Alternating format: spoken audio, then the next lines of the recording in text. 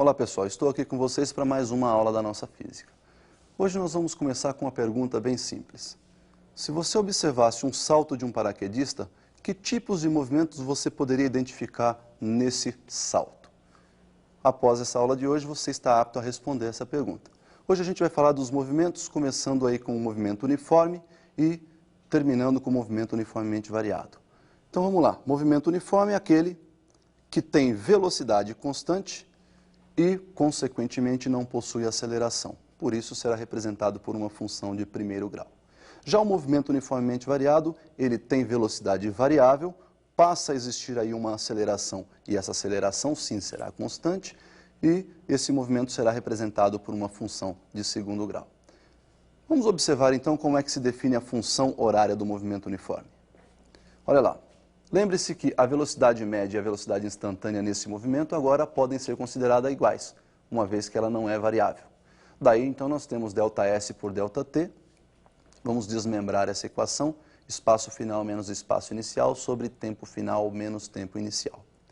Lembrando que todo movimento se inicia no instante t igual a zero, portanto, o nosso instante inicial t0 será zero, quando ele ocupa a posição inicial S0. Esse tempo final a gente vai chamar de t. Daí, então, nossa equação fica assim, olha, velocidade igual S menos S0 sobre T. Multiplicando os dois membros da equação pela mesma variável T, nós podemos aqui no segundo termo simplificar esse Tzinho. Daí, então, vamos ter lá VT no primeiro termo igual a S menos S0. Vou pegar, então, essa mesma equaçãozinha agora e vou somar S0 aos dois termos. Então, eu tenho do lado esquerdo da igualdade VT mais S0, e do lado direito eu já tenho um S0 negativo. Quando eu somo mais um S0, eles se anulam. E aí nós temos então somente o S. Daí a equação S igual S0 mais VT. Então, como vocês viram, nós temos a função horária dos espaços representada por uma função do primeiro grau. Esse movimento será todo ele representado por gráficos. Vamos ver então como é que ficam os gráficos desse movimento. Primeiro, vamos ver o gráfico do espaço em função do tempo. Olha lá, o gráfico do espaço pode ser uma reta crescente, quando as posições estão aumentando, portanto, o movimento é dito progressivo, ou uma reta decrescente, quando as posições estão diminuindo e o movimento, então, é dito retrógrado. O segundo gráfico que nós vamos ver é da velocidade em função do tempo. Perceba que a velocidade pode ser positiva ou negativa, portanto, uma reta paralela ao eixo dos tempos, acima, se for um movimento progressivo, ou abaixo do eixo, se for um movimento retrógrado. A aceleração sempre nula, independentemente do instante desejado. Sempre, então, nula a aceleração. Muito bem. Nesse movimento uniforme, nós temos, então, os gráficos apresentados e podemos extrair desses gráficos duas propriedades importantes. Vamos ver a primeira propriedade que diz respeito ao gráfico do espaço em função do tempo. Olha lá, se nós calcularmos o coeficiente angular dessa reta, nós vamos pegar nada mais, nada menos que uma variação vertical, que representa ali o nosso eixo dos espaços, ΔS, por uma variação horizontal que representa o nosso ΔT, ou seja, o eixo horizontal representa o nosso tempo. O coeficiente, então, é dado pela tangente de θ, que será numericamente igual a ΔS sobre ΔT. ΔS sobre ΔT, você já conhece, é a velocidade. Muito bem, o segundo gráfico, que é o gráfico da velocidade, também nos permite extrair uma propriedade importante. Se considerarmos dois t's, ou seja, dois instantes, t1 e t2, e você observar que esse intervalo de tempo proporciona o cálculo de uma variação de espaço, olhando para o gráfico, essa área achurada será numericamente igual a essa variação de espaço. Perceba que quando você calcula a área, ΔT é a base, V, a velocidade, é a própria altura dessa figura retangular, e quando você faz base vezes altura, você determinou a área. Perceba que essa velocidade que aparece no segundo termo da equação pode ser substituída por ΔS sobre ΔT. E aí nós vamos ter no mesmo termo da equação, no mesmo membro, ΔT multiplicando e ΔT dividindo. Simplificando ΔT, provamos então que a área é numericamente igual à variação de espaço. Muito bem, então está definido aí o nosso movimento uniforme. O segundo movimento uniformemente variado, já falamos sobre ele e vamos ver então como é que fica a sua função horária. Observem como é que foi definida, né? Essa é uma das demonstrações dessa definição. Função horária dos espaços do movimento uniformemente variado, segundo grau, portanto, eu vou pegar uma expressão S igual a mais bt mais ct quadrado, e nós vamos determinar quem são os parâmetros A, B e C. O parâmetro A, nós vamos determinar, lembrando que no instante t igual a zero, nós estamos iniciando o movimento, portanto, S igual a S0. Substituindo esses dois valores na equação, no lugar do S, S0, no lugar do T, 0, fazendo essas continhas, você chegou aí em S0 igual a A. O parâmetro B, nós vamos definir através do cálculo de derivada. Se nós derivarmos o espaço em função do tempo, nós obtemos a velocidade. Então, nós sabemos que a derivada de A é uma constante, é 0. Derivada de bt, o expoente de t é 1. Desceu multiplicando o parâmetro B, ficou 1 vezes B, né? E subtraindo 1 do expoente desse t aí, teríamos t elevado a zero, que não precisa ser colocado, portanto não aparece aí o t elevado a zero, mais a derivada de ct quadrado, que seria o 2 vezes c, o 2 desce multiplicando o parâmetro c, e subtrai 1 do expoente, 2 menos 1 seria 1, 2 vezes c vezes t. Daí, substituindo de novo o nosso tempo por zero, lembrando que no instante t igual a zero o movimento se inicia, nós vamos ter que a velocidade também é considerada como sendo inicial. Então, V0 é igual a B. Já o parâmetro C, nós vamos derivar a velocidade. Velocidade igual a B mais 2 vezes ct, derivando o B, que é uma constante zero, derivada de 2 vezes C vezes T, igual a 2 vezes C. Isolando, então, o nosso parâmetro C, vou dividir a equação, né, membro a membro por 2, 2 em cima, 2 embaixo, nós podemos simplificar, então, aí no segundo membro da equação, o 2, temos que o C igual a aceleração sobre 2. Daí, substituindo, então, membro a membro lá na nossa equação original, S igual a S0 mais V0t mais aceleração sobre 2t quadrado. Bom, essa, então, é a nossa função horária dos espaços. Percebemos que a velocidade também é uma função horária, e de primeiro grau. Então, nós vamos substituir os termos também na função da velocidade. Olha lá, nós temos aí velocidade derivada do espaço em função do tempo, b mais 2 vezes c vezes t.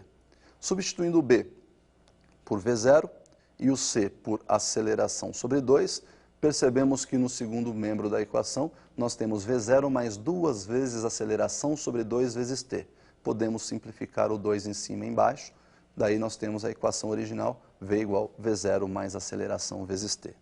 Uma propriedade importantíssima é que, sendo a velocidade representada por uma função de primeiro grau, o seu valor médio, visto por nós como sendo ΔS sobre ΔT, também pode ser calculado como sendo a média aritmética das velocidades inicial e final, né, de um movimento.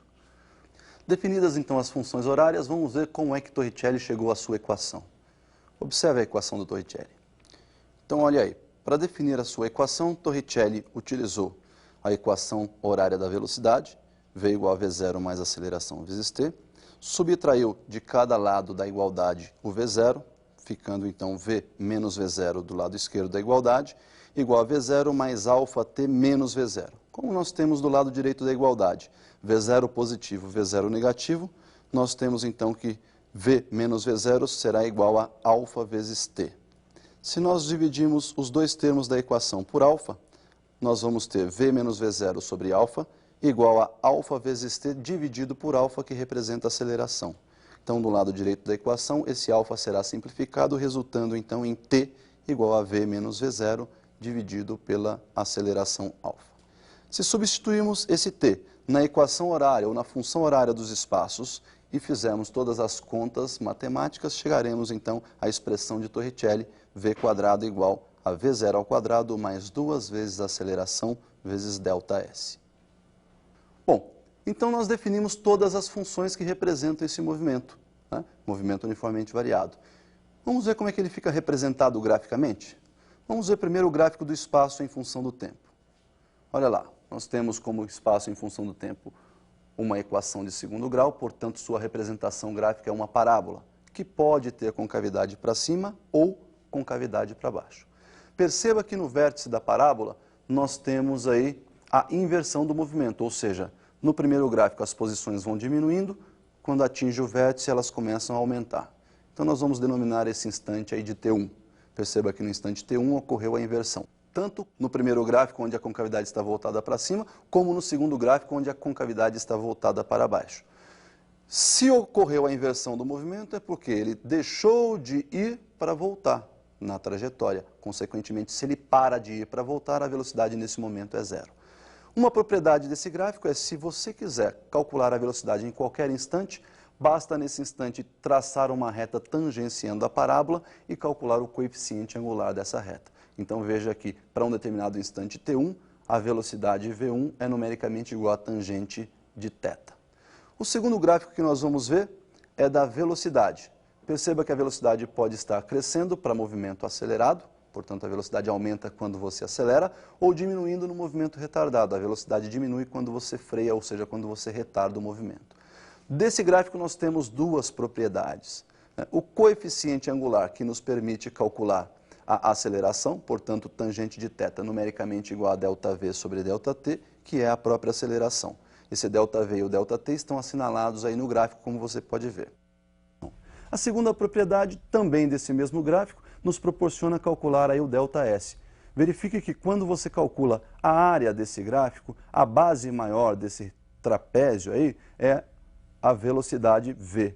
A base menor é o V0, velocidade inicial, e a altura do trapézio esse ΔT. Então, como nós já sabemos, a área é base maior mais base menor vezes altura sobre 2, então a área numericamente igual a V mais V0 vezes ΔT sobre 2.